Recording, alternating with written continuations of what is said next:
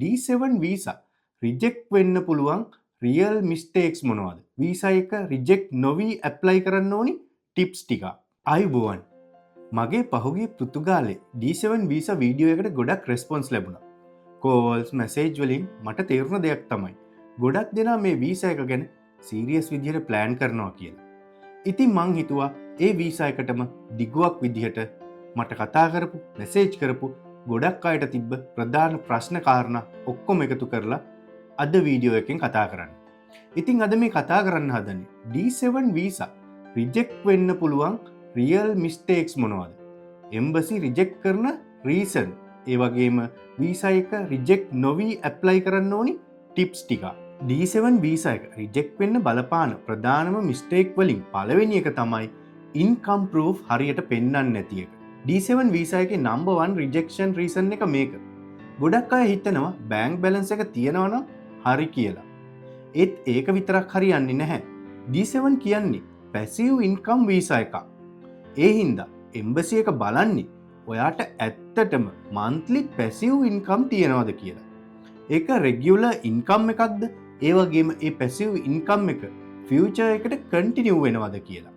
one time deposit, loan money, borrowed funds මේ වගේ ඒවට එම්බසි සස්පිෂස් වෙනවා. ඉතින් මේකට කරන්න ඕනි ඔයාලගේ ඇත්තටම තියෙන පැසිව් ඉන්කම් එක. ඒ කියන්නේ ඔයාගේ රෙන්ට් ඉන්කම් එකක්, පෙන්ෂන්, ඩිවිඩන්ඩ්ස්, ඕවර්සීස් ඉන්කම්, එහෙම නැත්නම් ඔයාගේ බිස්නස් එකේ ඉන්කම්, ඒක මාසිකව තියෙන ඉන්කම් එකක් කියලා පෙන්නන එක. හරියට ඔයාගේ accountant කෙනෙක් මාර්ගෙන් මේ documents ටික හදාගන්න. ඔයාට නොපෙනෙන, නොතේරෙන ගොඩක් දේවල් මේ සම්බන්ධව ඉන්න accountant පුළුවන් ඔයාට පෙන්නලා දීලා හරියට මේ document ටික හදලා දෙන්න. දෙවෙනි mistake එක තමයි bank balance එක sudden deposit පෙන්නන එක. මේක ගොඩක් ශ්‍රී ලංකන්ස්ලා කරන mistake එකක්. apply කරන්න කලින් එකවර ලොකු මුදලක් account එකට දැම්මාම වෙන්නේ ඒ දාපු මුදලේ source එක explain කරන්න proof නැති වෙනවා. එතකොට එකපාර මෙහෙම බැංක් ස්ටේට්මන්ට් එකට ලොකු මුදලක් වැටුනේ කොහොමද කියන සස්පිෂස් එක එනවා. විශේෂයෙන්ම ඔයාලට එක්ස්ප්ලেইন කරන්න බැරි නම් රිජෙක්ට් වෙන රිස්ක් එක වැඩි. මේ හින්දා හොඳම දේ තමයි අවම 6 month බැංක් ස්ටේට්මන්ට් පෙන්නන්න. ඒ වගේම gradual balance growth ඔයාගේ account එකේ පෙන්නන්න. ඔයාට ඔයාගේ passive income එක බැංක් එකේ move වෙනවා කියලා පැහැදිලිව පෙන්නන විදිහට හදාගන්න. ඒ වගේම ඉන්කම් සෝස් ඩොකියුමන්ට්ස් හරියට තියාගෙන ඉදිරිපත් කරන්න. ඔයාගේ පැසිව් ඉන්කම් ඩොකියුමන්ට්ස් මම මේ කිව්වේ. ඊගාවට එහෙම නැත්නම් තුන්වෙනියට D7 වීසා එකේ රිජෙක්ට් වෙන්න පුළුවන් හේතුව තමයි පෘතුගල් රෙන්ටල් කොන්ට්‍රැක්ට් ඉෂුව එක. D7 වීසා එකට accommodation proof එක අනිවාර්යයි. ඒක ඔයාලා දන්නවනේ. ඒ කියන්නේ පෘතුගාලේ ඔයාගේ නමින් ඔයාට අවම අවුරුද්දක housing contract එකක් තියෙන්න ඕනේ. මේකෙදි ගොඩක් අය කරන common mistakes තමයි ෆේක් කොන්ට්‍රැක්ට් ඉදිරිපත් කරනවා, එහෙම නැත්නම් ෂෝට් ටර්ම් හරි මූලික වීසා රික්වයර්මන්ට් වලට වඩා අඩු කාල සීමාවක රෙන්ටල් ඇග්‍රීමන්ට් ඉදිරිපත් කරනවා. එහෙමත් නැත්නම් Airbnb වගේ ඒවත් ඉදිරිපත් කරපු අයත් ඉන්නවා. ඒ වගේම තමයි ඔයා රෙන්ට් එකට ගන්න ගෙදර ඔවුනගේ සිග්නේචර් එක, එහෙම නැත්නම් NIF එක කොන්ට්‍රැක්ට් එකේ අනිවාර්යෙන් තියෙන්න ඕනේ. ඒ වගේ මේ වගේ අත්‍යවශ්‍ය දේවල් මිසින් වෙන එකත් මේකට එක හේතුවක්. අනිත් විශේෂම කාරණයක් තමයි මේ රෙන්ටල් කොන්ට්‍රැක්ට් එක ගැන කතා කරනකොට ඔයා ගත්තු ගෙදර කොන්ට්‍රැක්ට් එක පෘතුගාලේ ෆයිනෑන්ස් එකේ රෙජිස්ටර් නොකර තියෙන එක. සාමාන්‍යයෙන් පෘතුගාලේ ඕනිම කෙනෙක් රෙන්ට් එකට ගෙයක් අපාර්ට්මන්ට් එකක් ගත්තාම ඒ ගෙදර අයිති කෙනා අනිවාර්යෙන් ඒ කොන්ට්‍රැක්ට් එක ෆයිනෑන්ස් එකේ රෙජිස්ටර් කරන්න ඕනේ. එහෙම රෙජිස්ටර් නොකර තියෙනවා නම් ඔයාට තමයි ඒකේ අවාසිය. ඒ හින්දා ඔයා වීසා ඇප්ලයි කළාම මේක අනිවාර්යෙන් චෙක් කරනවා. ඒ හින්දා ඔයා රෙන්ටල් ඇග්‍රීමන්ට් එකක් සයින් කරනකොට ඔවුනගෙන් අහන්න මේක ෆයිනෑන්ස් එකේ රෙජිස්ටර් කරනව නේද කියලා. හතරවෙනි මිස්ටේක් එක තමයි ගොඩක් අයට වෙන ෆැමිලි ඇප්ලිකේෂන් මිස්ටේක්ස්.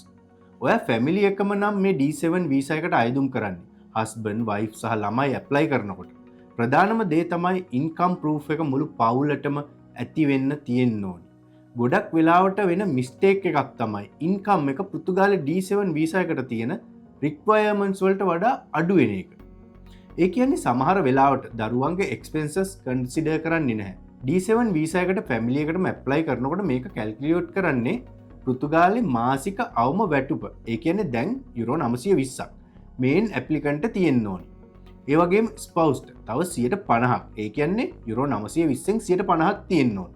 ඒ වගේම හැම එක් දරුවෙකුටම යුරෝ 920න් 30ක් තියෙන්න ඕන. අවසානයට ඔයාගේ ෆැමිලි මෙම්බර්ස්ලා අනුව මේ අගය ගණනය කරලා ඔයාගේ පැසිව් ඉන්කම් එක මේ ගානට සමපාත වෙන්න ඕනි මන්ත්ලි. ඉතින් මෙන්න මේ ප්‍රධාන කාරණාවලට අමතරව තව ඔයාගේ කේස් එකට අදාළවම වෙන රිජෙක්ෂන් හේතු තියෙන්නත් පුළුවන්. උදාහරණයකට ඔයා දරුවෙක්ව මේ වීසාකට ඇප්ලයි කරනවා නම් ඒ දරුවට වයස අවුරුදු 18ට වඩා වැඩි නම් ඒ දරුවට මේ D7 වීසා එකේ ෆැමිලි මෙම්බර් කෙනෙක් විදිහට ලැබෙන්නේ නැහැ. දරුවන් අවුරුදු 18ට අඩු වෙන්න ඕනි D7 වීසා එකේ ෆැමිලි මෙම්බර් කෙනෙක් විදිහට දරුවන් ඇතුළත් කරන්න. මේ හැමදේම එක්ක ඔයා ඒජන්සියක් හෝ වීසා කන්සල්ටන්ට් කෙනෙක් මාර්ගෙන් නම් ඇප්ලයි කරන්නේ එයාලා කියන දේම විතරක් අහගෙන ඉන්නත් එපා. ඔයාලත් පෞද්ගලිකව වීසා රික්වයර්මන්ට් කොහොමද ප්‍රොසෙස් එක වගේ කාරණා හොයලා බලන්න. විශේෂයෙන් මවාපාන සුරලෝක ගැන හොයලා බලන්න.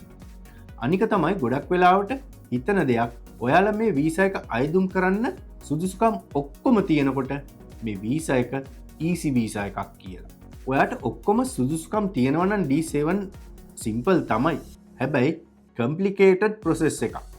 එම්බසි එක බලන්නේ consistency, stability, long term living ability කියන ප්‍රධාන දේවල් ටික. ඉතින් අවසානෙට කියන්න තියෙන්නේ වීසා එක රිජෙක්ට් වුණා කියන්නේ එන්ඩ් එකක් නෙවෙයි. රිජෙක්ට් වුණා කියලා ආයෙ ඇප්ලයි කරන්න බැරි කමකුත් නැහැ. හැබැයි රීඇප්ලයි කරන්න කලින් ඔයාගේ රිජෙක්ෂන් එකට හේතු වුණ මිස්ටේක්ස් ෆික්ස් කරගන්න. සේම් ඩොකියුමන්ට්ස් ටික ආයෙමත් එහෙම් මෙහෙම් වෙනස් කරලා සබ්මිට් කරලා ඇප්ලයි කළොත් ඉතින් ආයෙමත් රිජෙක්ට් වෙන එක තමයි වෙන්නේ.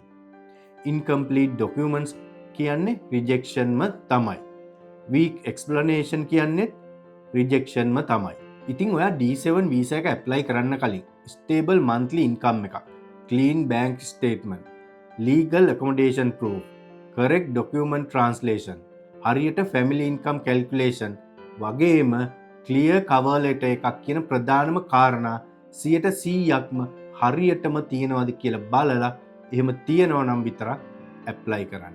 ඉතින් මේ 2026 අවුරුද්දේ ඔයාගේ පෘතුගාලයේ පදිංචියට එන්න කරන උත්සාහය සම්පූර්ණයෙන්ම සාර්ථක වෙන්න කියලා මාත් ප්‍රාර්ථනා කරනවා. පෘතුගාලයේදී දවසක හමු මේ පෘතුගීසිකාරය